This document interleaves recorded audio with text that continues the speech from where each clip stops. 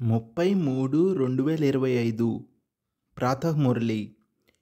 ఇప్పుడు మీ నడవడిక మరియు ముఖము ద్వారా బ్రహ్మబాబా సమానమైన అవ్యక్త స్వరూపాన్ని చూపించండి. సాక్షాత్కార మూర్తులుగా అవ్వండి.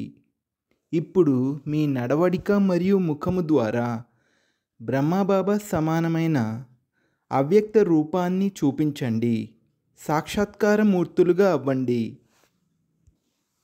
బాబ్దాదా నలువైపులా సాకారంలో సమ్ముఖంగా కూర్చొని ఉన్న పిల్లలకు మరియు తమ తమ స్థానాలలో, దేశాలలో బాబాతో మిలనము జరుపుకునే నలువైపులా ఉన్న పిల్లలకు సేవ కొరకు, స్నేహం కొరకు మరియు పురుషార్థం కొరకు చాలా అభినందనలు అయితే ఇస్తున్నారు.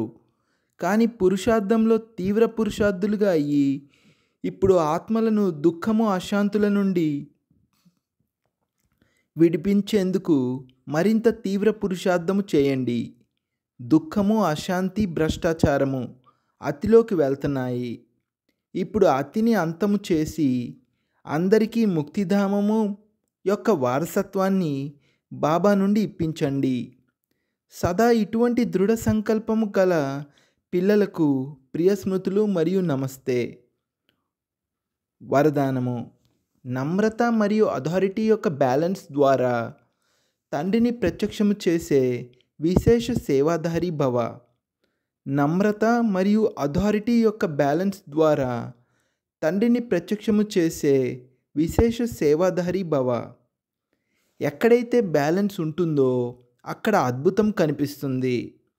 ఎప్పుడైతే మీరు నమ్రత మరియు సత్యత యొక్క అథారిటీల బ్యాలెన్స్తో ఎవరికైనా తండ్రి పరిచయాన్ని ఇస్తారో అప్పుడు అద్భుతం కనిపిస్తుంది. ఈ రూపము ద్వారానే తండ్రిని ప్రత్యక్షము చేయాలి. మీ మాటలు స్పష్టముగా ఉండాలి. అందులో స్నేహం కూడా ఉండాలి. నమ్రత మరియు మధురత కూడా ఉండాలి. అలాగే మహానత మరియు సత్యత కూడా ఉండాలి. అప్పుడు ప్రత్యక్షత జరుగుతుంది. మాట్లాడుతూ ఉండగా మధ్య మధ్యలో అనుభవం చేయిస్తూ ఉండండి. తద్వారా తపనలో నిమగ్నమైన మూర్తులుగా అనుభవం అవుతారు. ఇటువంటి స్వరూపముతో సేవ చేసేవారే విశేషమైన సేవాదారులు.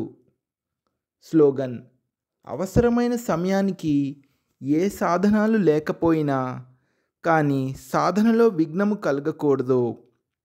అవసరమైన సమయానికి ఏ సాధనాలు లేకపోయినా కానీ సాధనలో విఘ్నము కలగకూడదు. అవ్యక్త ప్రేరణలు: సత్యత మరియు సభ్యత రూపీ కల్చర్ను, సంస్కృతిని అలవర్చుకోండి. కొందరు కోపము వికారము కాదు, అది అస్త్రం వంటిది అని భావిస్తారు. కానీ క్రోధము జ్ఞానస్వరూప ఆత్మలకు మహాశత్రువు. ఎందుకంటే అనేక ఆత్మల సంబంధ సంపర్కంలోకి వచ్చినప్పుడు క్రోధము ప్రసిద్ధమవుతుంది మరియు క్రోధాన్ని చూసి బాబా పేరుకు చాలా నింద వస్తుంది. అప్పుడు అనేవారు ఏమంటారంటే, చూశాములే జ్ఞానస్వరూప ఆత్మలైన పిల్లలను. అందుకే దీని అంశమాత్రాన్ని కూడా సమాప్తము చేసి సభ్యతాపూర్వకమైన వ్యవహారం చేయండి. ఓం శాంతి.